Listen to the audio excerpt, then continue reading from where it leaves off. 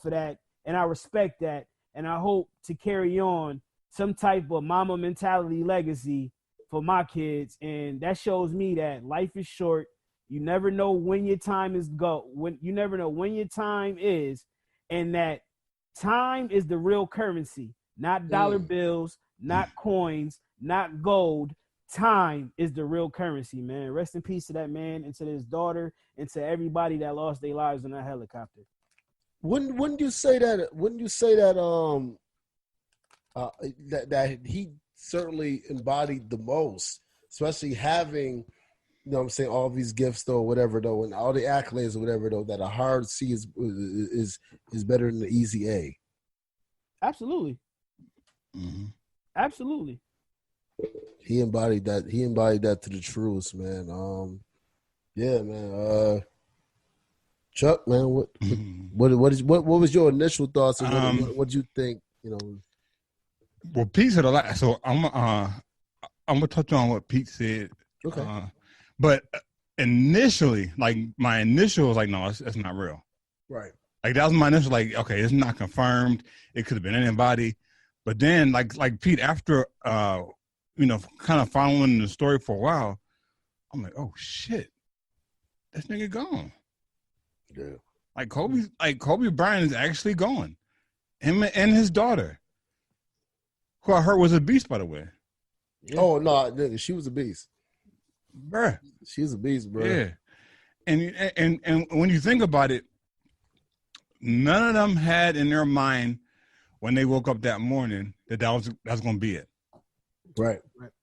Because he takes a helicopter a lot, apparently, to his or he took the helicopter a lot to his daughter's practice. So it's like a recurring. So this wasn't like he just decided to do a helicopter. No, this was something he did on a regular basis. Right.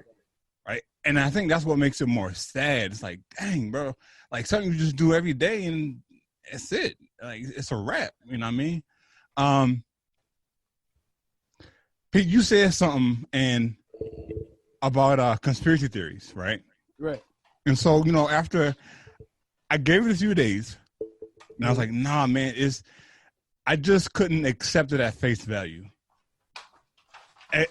Especially after finding out that this was his, this was like a recurrent mode of travel for him. Like this wasn't a random travel. Like this is how he travels all the time. I'm like, okay, well, and it wasn't like that was a matter of fact, but the question came up in my mind. I was like, okay, well, what was Kobe working on?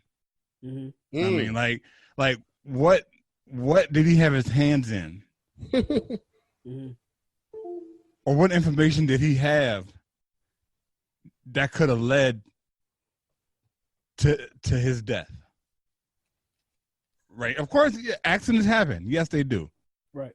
I'm not taking that away, but knowing the type of world that we live in, the type of people who run the world, we have to at least ask those questions. Those questions at least have to be asked. Right. Even if you don't address it, you just have to ask the question. Well, what was, or whoever else was on the plane, on the helicopter with them? What were they working on? Is it sad? Yeah, it's sad. You got to ask those questions, but at the same time, we say it all the time. This is the Matrix, bro. Mm-hmm. It's the wool over the eyes. So everything can be taken for face value, at least without it being questioned, right? And that doesn't take away from the fact that Kobe's no longer with us. It's sad either way around, whether it was an accident or whether it was on purpose. Kobe and his daughter and those other 8 people or 6 people are not here anymore. And that's a fact. That's it. I mean, that's the fact. That's the fact of the situation. Right. So, Pete, I just want to kind of relate. You're, in my opinion, I think you're right on with the thinking of, not necessarily conspiracy theory, but at least asking those questions. Right. I mean, absolutely. Was this a deliberate or was this an actual accident? Oh, and really quick before we started recording the show, I was watching a video, and they're talking about the weather conditions. So I guess as a pilot, you have to be approved to fly in certain conditions. So apparently this pilot was approved to fly in certain conditions. However, the company wasn't.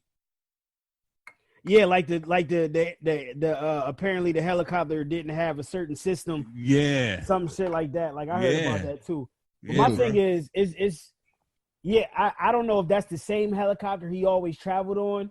It could have been a different helicopter that day. I don't know. The thing is, will we ever know the truth? I doubt it. You know what I'm saying? But you right, Chuck. You definitely, especially as a black man, you definitely gotta ask questions. Yeah. You definitely gotta raise your eyebrows and like the what ifs. You know what I'm saying? And my thing is, some people go a little too far with it. I heard the Dr. Umar Johnson shit. He was kind of nuts. I'm gonna be honest with you. I wouldn't go that far than what because it's him. Exactly. It is. But it was a couple things he was saying that it kind of had me like, But it was just like, I think the optics of shit like that are distractions. Like what I'm talking about, I read up on. I question.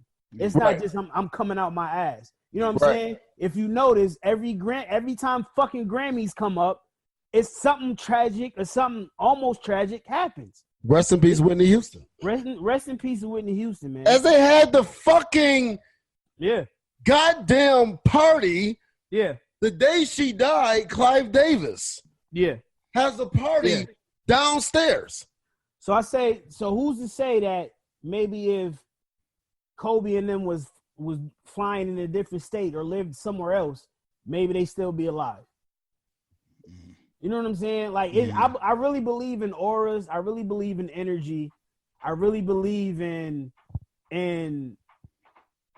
shit like that. Like, I really I believe in a higher power. So if you believe in a higher power, then you must know that energies is real, and what you gravitate towards, or what you try to do in life, that's all energy, that's all emotion, that's all patterns. You know what I'm saying? And to allude to what Chuck said real quick, I know Amir want to get in, is you right. Ain't no telling what he was working on. Now, I know that whole pharmaceutical thing that Dr. Umar was talking about, that was true, but that was damn near 5 years ago.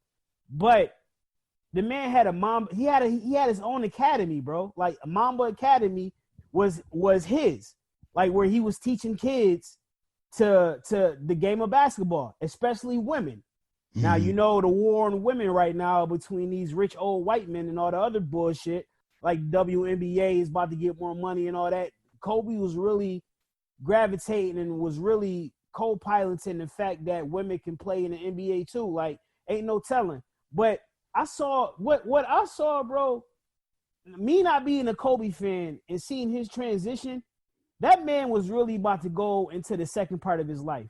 Now, understand, he lived enough for 3 lifetimes. Like his 41 years of living, he lived a lot that a lot of people won't get to see. But now, as he retired, he wasn't just living for himself anymore. He was living for his daughters. He was living for his kid. He was living for his wife. He was living for the people that have a dream but didn't know how to execute or didn't know how to believe in themselves. Like that last message that I posted in the group chat, that was his final message, dog, that he recorded. And what was it about? It was about people believing in their dreams, following in their dreams, not believing what people was telling them to try to decapitate them from their dreams. You know what I'm saying? Like I took that shit to heart, bro, and fuck, I'm getting fucked, man. Like, yo, imagine having a superstar who has it all, is talking to you in the camera and like, yo, bro, you could do it too. I believe in you. I'm here for you. I know you can do it. You just got to put in the work, fam. So, like, that's the shit that we got to continue to, like, leave. Like, as a parent, I'm crying because, like, damn, he really was instilling this shit in kids. And now another voice is silenced, just like a Nipsey Hussle, who was putting in STEM research into the hood, who was bringing Silicon Valley into the hood. Yeah. Like, these are the motherfuckers that are dying, dog. So I know I'm rambling. I went off on a tangent. I say all that to say, man, we can't, just because they passed on in the physical form, that doesn't mean they still not here. And people like us got to continue that shit on. We may not get to a level like a Kobe, but that doesn't mean we can't be just as successful, fam.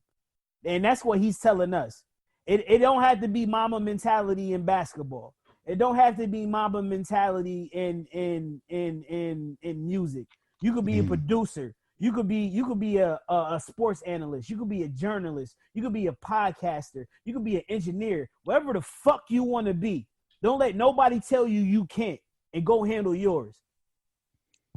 That was his last message, fam. And it kind of sickens me that these people who are really for the people are the ones losing their lives.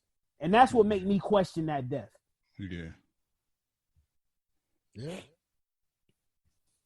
No, you just said. I mean, there's no reason to apologize, man. This is I mean, somebody just died. It's gonna be passion. It's supposed to be passion. Chuck, man, you have any more words you want to go ahead and? Nah, man. Pete hit it right on the head, man. It's in the early 2000s, I'm Pistons and Lakers. They had a rival going on, so yeah. So when I heard that, I'm like, oh shit, and we got a DJ. I hit DJ up to make sure DJ was good, because DJ was a hardcore Lakers fan, and Kobe, and I don't know, man. I teared up, not the same day. It was a few days after that. I was on YouTube watching the video about Kobe, and I teared up a little bit. I'm like, I don't know, man. This is one of them things that, and of course we've had unfortunate deaths throughout the years, but some hit harder than others for some reason. There's not saying the person's more valuable or less valuable. Just some deaths that hit home more harder, and Kobe was one of those deaths. And he was so young. He's only 41 years old. His daughter, 13 years old. Man, it's I don't know, man. I don't